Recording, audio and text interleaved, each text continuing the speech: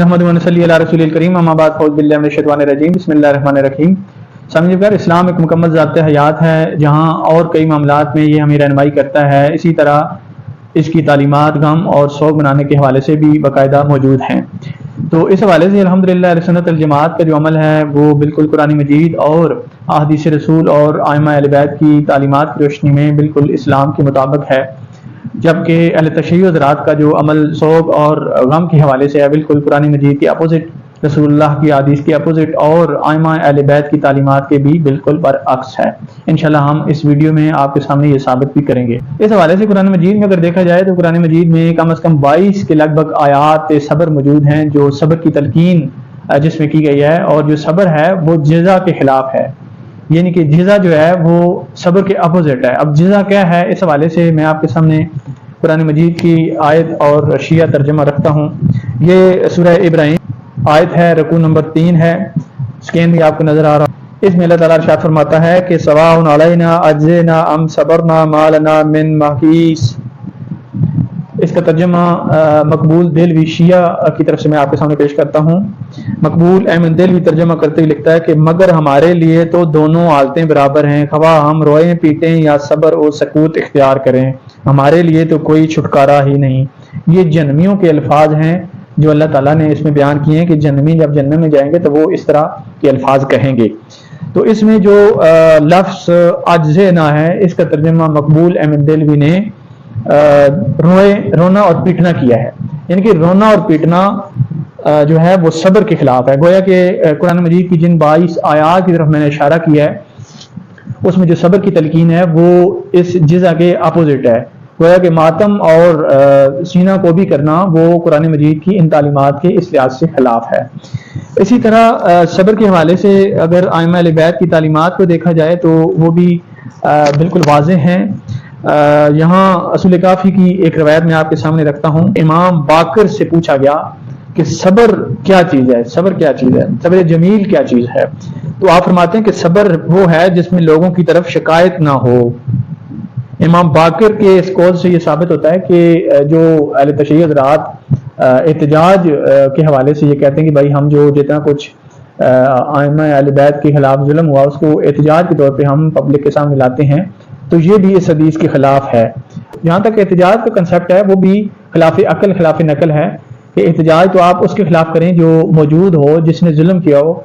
न तो जालिम इस दौर में मौजूद है जिसने वाक़या करबला में जुल्म किया, न हाकिम मौजूद है जिसकी तरफ ये जुल्म की निस्बत की जाती है, तो फिर एहतजाज आप किस कंसेप्ट से कर रहे हैं। तो इस लिहाज से जो शिकायत है ये भी इमाम बाकर रहमतुल्लाह की तालीमात के खिलाफ है।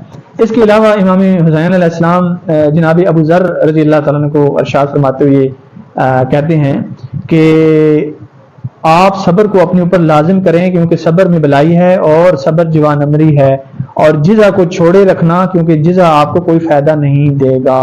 ये फरोए काफ़ी जिल्द सोम किताब रोज़ा के अंदर इमाम हुसैन अलैहिस्सलाम का ये फरमान मौजूद है। यहाँ भी जिज़ा को सब्र के अपोजिट बताया गया है, यानी कि वो सारी आयात जिनकी तरफ मैंने इशारा किया है वो सारी आयात जो कुरान मजीद में मौजूद हैं वो इस मातम की नफी कर रही हैं।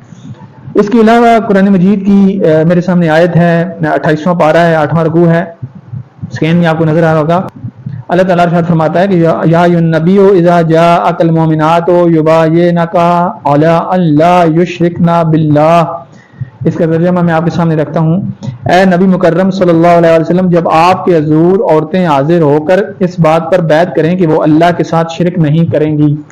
समझकर इसकी तफसीर के हवाले से इसके तहत जो शिया मसादिर के अंदर जो रवायात मौजूद हैं वो मैं आपके सामने रखता हूँ। ये तफसीर कुमी है और असूल काफ़ी है, ये दोनों शिया मज़हब की मोतबर तरीन कुतुब हैं।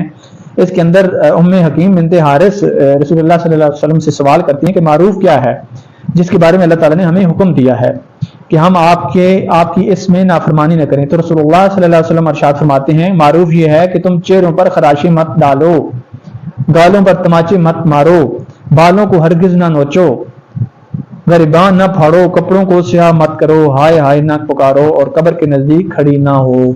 समझकर ये मुकम्मल ये जो रवायत है ये शिया अवामिल की नफ़ी कर रही है जो सब्र के खिलाफ है, और औरतों को जो रसूलुल्लाह ने वसीयत फरमाई थी, जो हुक्म फरमाया था उसमें ये मौजूद है।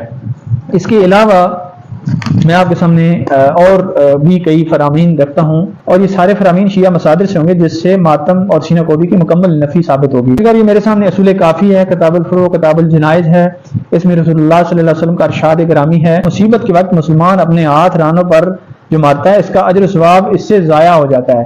اسی طرح دوسرا فرمان میں آپ کے سامنے رکھتا ہوں جو جناب فاطمہ سلام اللہ علیہا کو جناب رسول اللہ نے وصیت کرتے ہوئے ارشاد فرمایا تھا۔ چنانچہ آپ نے ارشاد فرمایا کہ جب میں انتقال کر جاؤں تو میری وفات پر اپنا منہ نہ پیٹنا، بال نہ کھولنا اور نہ ہی مجھ پر نوحہ کرنا۔ سمجھے گا، یہ مکمل طور پر رسول اللہ صلی اللہ علیہ وسلم کی یہ حدیث جو بی بی فاطمہ سلام اللہ علیہا کو بطور وصیت کی گئی ہے، مکمل طور پر شیعہ عوامل کی نفی کر رہی ہے جو صبر کے اپوزٹ ہیں۔ اسی طرح اس روایت کو مجلسی نے جلال العیون میں معتبر بھی کہا ہے، یہ جو روایت میں نے آپ کے سامنے پڑھی ہے۔ اسی طرح حضرت علی کا فرمان آپ کے سامنے پیش کرتا ہوں۔ جناب مولا علی علیہ السلام نے حضرت فاطمہ سلام اللہ علیہا کو حضرت جعفر بن طیار کی شہادت پر صبر کی تلقین کرتے ہوئے ارشاد فرمایا کہ کسی کی موت پر اور کسی کے دوران جنگ شہید ہونے پر غم کرتے ہوئے وویلا کے ساتھ ماتم نہ کرنا، اور جو کچھ تمہیں اس بارے میں نے کہا ہے وہ سچ ہے۔ سمجھے پر یہ ملا یزر فقیہ شیعہ مذہب کی معتبر ترین کتاب ہے، جیسا کہ اسکرین آپ کو نظر آ رہا ہوگا، اس سے میں نے یہ روایت پڑھی ہے۔ اس کے علاوہ ایک اور جگہ حضرت علی علیہ السلام ارشاد فرماتے ہیں کہ صبر کا نزول مصیبت کی مقدار پر ہوتا ہے، جس نے مصیبت کے وقت اپنی رانوں کو پیٹا تو اس کے تمام اعمال ضائع ہو گئے۔ ناظرین جی بگار، شیعہ حضرات تو ماتم اور سینہ کوبی کو ثواب سمجھے بیٹھے ہیں، جبکہ مولا علی علیہ السلام یہ فرما رہے ہیں کہ جو اس طرح کے عوامل کرے گا اس کے نیک اعمال بھی چلے جائیں گے۔ گویا کہ یہ شرک کی طرح ہے، جیسے کہ شرک کرنے والا اس کے جتنے نیک اعمال ہیں وہ ختم ہو جاتے ہیں، اسی طرح یہ جو پیٹنا ہے ماتم سینہ کوبی ہے، اس حوالے سے بھی جو بھی یہ عوامل کرے گا اس کے نیک اعمال مذہب علی علیہ السلام کے مطابق ضائع ہو جائیں گے۔ یہ نہج البلاغہ ہے، اور اسکیم یہ آپ کو نظر آ رہا ہوگا، نہج البلاغہ شیعہ مذہب کی معتبر ترین کتاب ہے۔ اسی طرح ایک اور فرمان جو جناب حسین علیہ السلام نے جناب بی بی زینب سلام اللہ علیہا کو کربلا کے میدان میں جاتے وقت ارشاد فرمایا تھا، وہ بھی میں آپ کے سامنے رکھتا ہوں۔ آپ فرماتے ہیں کہ تمہارے صبر کو کہیں شیطان نہ لوٹ لے، اے بہن اللہ کا خوف اپناؤ اور اللہ کے بتائے ہوئے طریقے کے مطابق تعزیت کرو، اور ارشاد فرمایا میں تجھے قسم دیتا ہوں اسے پورا کرو میری شہادت کے بعد۔ سمجھے گا، یہ قابل غور الفاظ ہیں امام حسین علیہ السلام کے۔ میری شہادت کے بعد اپنا گریبان نہ پھاڑنا اور میری موت پر اپنا چہرہ نہ پیٹنا۔ یہ ارشاد ہے، شیخ مفید کی کتاب ہے، معتبر شیعہ عالم ہیں۔ اس کے علاوہ جلال العیون اعلام الابرار کے اندر بھی یہ روایات موجود ہیں۔ اسی طرح امام زین العابدین علیہ السلام ارشاد فرماتے ہیں، کتاب الحجہ جو شیعہ مذہب کی معتبر ترین کتاب ہے، اس کے اندر یہ فرمان موجود ہے کہ عورتوں کو صرف آنسو بہانے چاہیے اور اس سے علاوہ کچھ نہیں کہنا چاہیے۔ اس کے علاوہ امام باقر کا فرمان میں آپ کے سامنے رکھتا ہوں، جو جزا کے حوالے سے آپ نے فرمایا تھا۔ آپ فرماتے ہیں کہ کوئی شخص ویل اویل الفاظ چیخ کر نکالے اور اپنے چہرے کو پیٹے، پیشانی کے بال کو نوچے، اور جس نے نوحہ کیا اس نے صبر کو چھوڑا اور صحیح طریقہ کو چھوڑ کر دوسرے راستے پر چل پڑا اور اس کے اعمال ضائع ہو گئے۔ سمجھے بار، یہ بھی شیعہ مذہب کی معتبر ترین کتاب ہے، اور اس میں بھی امام باقر رحمہ اللہ کے اس فرمان سے ثابت ہوتا ہے کہ یہ جتنے عوامل شیعہ حضرات کے سارے صبر کے خلاف ہیں اور اس سے نیک اعمال بھی ضائع ہو جاتے ہیں۔ اسی طرح امام جعفر رحمہ اللہ ایک راوی کے سوال پر ارشاد فرماتے ہیں، اشد جزا یہ ہے کہ انسان زور سے روئے، منہ پر تماچے مارے، سینہ پیٹے، سر کے بال نوچے اور نوحہ کرے، یہ عمل صبر کے خلاف ہے۔ اور جس نے صبر کیا اور ان للہ و انا الیہ راجعون کہا، اللہ کی حمد کی اور اللہ کی مشیت پر راضی رہا اور اجر کی امید اللہ پر رکھی، اور جس نے ایسا نہ کیا، یعنی کہ وہ عمل کیے جو اہل تشیع حضرات کر رہے ہیں، تو اس کے اعمال ضائع ہو گئے۔ سمجھ گار، یہ اصول کافی شیعہ مذہب کی معتبر ترین کتاب ہے جس میں یہ امام جعفر رحمہ اللہ کا فرمان موجود ہے۔ اسی طرح نوحہ کی مذمت کے حوالے سے اگر روایات کو دیکھا جائے تو بہت ساری روایات شیعہ مصادر کے اندر موجود ہیں۔ حضور صلی اللہ علیہ وسلم ارشاد فرماتے ہیں کہ ایک عورت کتے کی شکل میں پیش ہوئی، فرشتے اس کی پچھلی سائڈ سے آگ داخل کر رہے تھے اور فرشتے اس کو مار بھی رہے تھے، تو آپ کی بیٹی جناب فاطمہ سلام اللہ علیہا نے آپ سے پوچھا کہ یہ عورتوں نے کیا عمل کیا ہے جس کی وجہ سے یہ سزا مل رہی ہے؟ تو جناب رسول اللہ صلی اللہ علیہ وسلم نے ارشاد فرمایا کہ یہ سزا ان کو اس لیے مل رہی ہے کہ یہ مرثیہ خواں اور نوحہ کرنے والی اور حسد کرنے والی تھیں۔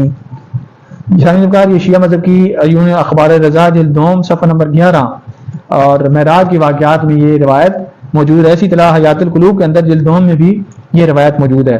اسی طرح امام جعفر رحمہ اللہ کا ایک اور فرمان میں آپ کے سامنے رکھتا ہوں جو مکمل طور پر نوح کی نفی کرتا ہے. چنانچہ امام جعفر رحمہ اللہ کا فرمان ہے کہ 4 باتیں جو بری ہیں وہ قیامت تک میری امت میں رہیں گی. ان چاروں میں سے ایک نوح ہے. حیات القلوب جلد 9 صفحہ نمبر 1155. اب میں آپ کے سامنے شیعہ علماء کے ریفرنس رکھتا ہوں جنہوں نے اس ماتم سینہ کو بھی اور اس حوالے سے جتنے عوامل ہیں اس کی نفی کی ہے. چنانچہ حسین القمی لکھتا ہے کہ اگر حضرت حسین کے غم و سوگ میں اگر کوئی شخص کسی قسم کا زخم تلوار وغیرہ سے اپنے بدن پر لگائے تو اس کا یہ فعل حرام ہے. سامعین وقار یہ شیعہ عالم ہے اور اس نے اس فعل کو حرام قرار دیا ہے.